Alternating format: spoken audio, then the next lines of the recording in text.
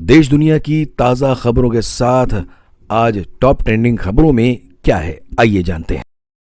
दीपावली से पहले उत्तर प्रदेश राज्य के अराजपत्रित कर्मचारियों को बोनस देने की प्रक्रिया शुरू हो चुकी है। वित्त विभाग ने बोनस देने संबंधी प्रस्ताव तैयार कर उसे मुख्यमंत्री कार्यालय को भेजा है। मुख्यमंत्री योगी आदित्यनाथ की मंजूरी मिलते ही वित्त विभाग संबंधित आदेश जारी कर देगा। बोनस के साथ ही दीपावली से पहले राज्य कर्मियों को वेतन देने पर भी सरकार जल्द निर्णय करेगी। बोनस का लाभ अराजपत्रित राज्य कर्मचारियों के साथ ही दैनिक वेतनभोगी व वर्क चार्ज कर्मचारियों को भी मिलेगा। प्रदेश के करीब 14.82 लाख कर्मचारियों को इससे लाभ मिलेगा और इस मद में सरकार के खजाने पर करीब 1025 करोड़ रुपए का बोझ पड़ेगा। उत्तर प्रदेश में मौसम का मिजाज जल्द ही बदलने वाला है। मौसम विभाग के अनुसार 24 अक्टूबर से पूर्वी यूपी में मौसम में बदलाव की संभावना है, जहां हल्की बारिश हो सकती है। हालांकि अभी प्रदेश के मौसम में कोई विशेष बदलाव देखने को नहीं मिल रहा है। अगले कुछ दिनों तक मौसम शुष्क रहने की उम्मीद है। दिन में धूप की तपिश बनी रहेगी, जबकि रात में लोगों को हल्की ठंड का अनुभव हो सकता है। ऐसे में दिन और रात के तापमान में हल्का फर्क रहेगा, जिससे न ज्यादा गर्मी होगी और न ही ज्यादा ठंड होगी। दुबई संयुक्त अरब अमीरात यूएई का एक प्रमुख शहर है, जो अपनी चमक धमक, लग्जरी शॉपिंग और नाइट लाइफ के लिए मशहूर है। दुनिया की सबसे ऊंची इमारत और पाम जुमेरा एक मानव निर्मित द्वीप और सख्त कानूनों के लिए जाना जाता है। हाल ही में दुबई में पैदल चलने वाले कई लोगों पर जुर्माना लगाया गया है। आखिर गलती क्या थी? दुबई में ट्रैफिक नियम बहुत सख्त हैं। यहाँ सिर्फ गाड़ियों के लिए ही नहीं, बल्कि पैदल चलने वालों के लिए भी कड़े नियम है। दुबई पुलिस ने 37 लोगों पर जुर्माना लगाया है, क्योंकि उन्होंने सड़क पार करते समय ट्रैफिक नियमों का उल्लंघन किया था। इन लोगों पर 400 यूएई दिरहम, लगभग 9,000 भारतीय रुपयों का जुर्माना लगाया गया। सरकार ने हाल ही में देश में सैटेलाइट इंटरनेट सेवाओं की शुरुआत को मंजूरी दी है। इसमें सैटेलाइट इंटरनेट स्पेक्ट्रम के लिए प्रशासनिक आवंटन प्रक्रिया का पालन करने की योजना की घोषणा की है, जो अन्य देशों में प्रचलित है। भारतीय दूरसंचार नियामक प्राधिकरण यानी ट्राई इस स्पेक्ट्रम की कीमत निर्धारित करने के लिए जिम्मेदार होगा। इस निर्णय से एलन मस्क की स्टारलिंक जैसी कंपनियों के लिए भारत में इंटरनेट सेवाएं देने का रास्ता खुल गया है, जो पारंपरिक वायर्ड या मोबाइल कवरेज को दरकिनार कर रही है। हालांकि जियो और एयरटेल जैसी प्रमुख भारतीय दूरसंचार कंपनियां सरकार से सैटेलाइट इंटरनेट स्पेक्ट्रम की नीलामी करने की वकालत कर रही हैं, जो टेलीफोन स्पेक्ट्रम के लिए इस्तेमाल की जाने वाली प्रक्रिया के समान है। भारतीय कंपनियों द्वारा नीलामी प्रक्रिया के आह्वान के पीछे के कारण और कैसे स्टारलिंक का प्रवेश भारत में इंटरनेट परिदृश्य में क्रांति ला सकता है।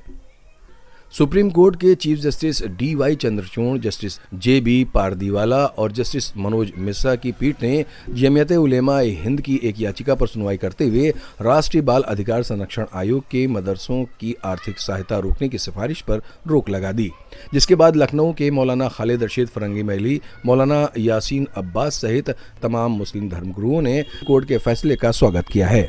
राष्ट्रीय बाल अधिकार संरक्षण आयोग ने मदरसों को NCPCR के शिक्षा के अधिकार कानून का पालन नहीं करने पर सरकारी वित्त पोषित और सहायता प्राप्त पर रोक लगाने की सिफारिश की थी, जिस पर मुस्लिम संगठन जमीयत उलेमा ए हिंद के अधिवक्ता ने तमाम दलीलें रखी। वहीं लखनऊ ईदगाह के इमाम और धर्मगुरु मौलाना खालिद रशीद फरंगी महली ने कहा कि मदरसों के नाम पर कोई गलत निर्णय नहीं होना चाहिए। मदरसे हर धर्म के लिए खुले हुए हैं। मदरसों के छात्रों को भी शिक्षा का पूरा अधिकार है। सुप्रीम कोर्ट के फैसले का हम स्वागत करते हैं। मदारस के सिलसिले में NCPCR ने जो लेटर जारी किया था, उस पर जो ऑनरेबल सुप्रीम कोर्ट ने रोक लगाई है, स्टे किया है, उसका हम लोग वेलकम करते हैं, खैर मकदम करते हैं। और जाहिर सी बात है, जो ये ख़त जारी किया गया था, ये अपने आप में हम ये समझते हैं कि अनकॉन्स्टिट्यूशनल और अनडेमोक्रेटिक था, क्योंकि आप सब जानते हैं कि हमारे मुल्क के कॉन्स्टिट्यूशन ने हमें इस बात का पूरा हक़ और इख्तियार दे रखा है कि हम अपने पसंद के मदारिस को कायम कर सकते हैं, उनको रन कर सकते हैं, उनको एडमिनिस्टर कर सकते हैं।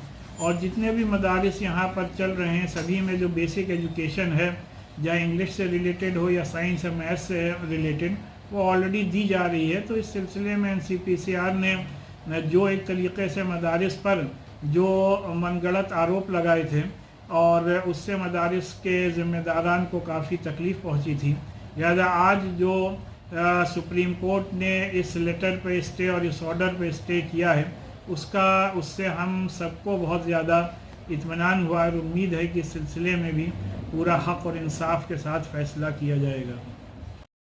ऑल इंडिया शिया पसनला बोर्ड के जनरल सेक्रेटरी मौलाना यासीन अब्बास ने कहा कि सुप्रीम कोर्ट के मदरसों को लेकर आए फैसले का स्वागत है। मदरसों को बंद करने की साजिश की जा रही है, जिस पर भी सुप्रीम कोर्ट के फैसले ने रोक लगा दी है।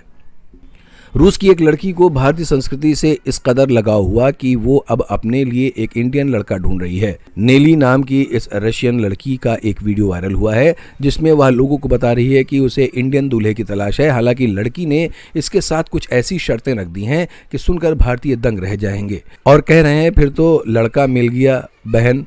नेली की इंस्टा प्रोफाइल से पता चलता है कि वह दुबई में रहती है। 18 अक्टूबर को उन्होंने एक वीडियो शेयर किया जिसमें उन्हें यह कहते हुए सुना जा सकता है कि वह खुद के लिए इंडियन दूल्हा ढूंढ रही है। सिंगल लड़कों की जैसे ही नेली के वीडियो पर नजर पड़ी, वो लगभग वरमाला लिए तैयार बैठे नजर आए, लेकिन जैसे ही उन्होंने रूसी लड़की की शर्तें सुनी, उनके होश उड़ गए। वायरल हो रहे वीडियो में नेली सज धज कर बता रही है कि उन्हें भारतीय लड़की की तलाश है, लेकिन उनकी कुछ शर्तें हैं जो वह अपने होने वाले पति में देखना चाहती है। उसके मुताबिक लड़के की हाइट 6 फीट से अधिक होनी चाहिए, वहीं आंखें हरी होनी चाहिए, म्यूजिक लवर हो और डांस तो आना ही चाहिए। इसके अलावा घूमने फिरने का भी शौकीन हो।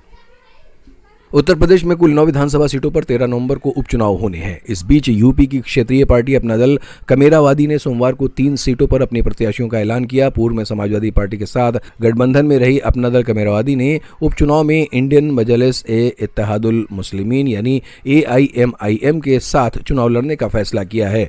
अपना दल कमेरावादी के अध्यक्ष पल्लवी पटेल ने उपचुनाव की 9 सीटों में 3 सीटों पर अपने उम्मीदवारों की घोषणा कर दी है। इसके साथ ही पार्टी ने 2 सीटें असदुद्दीन अवैसी की AIMIM को सौंपी हैं। अवैसी की पार्टी कुदरतकी और मीरापुर सीट पर अपना दल के साथ गठबंधन में चुनाव लड़ेगी। अपना दल कमेरावादी फूलपुर, सीसामऊ, कटहरी सीट पर चुनाव लड़ेगी।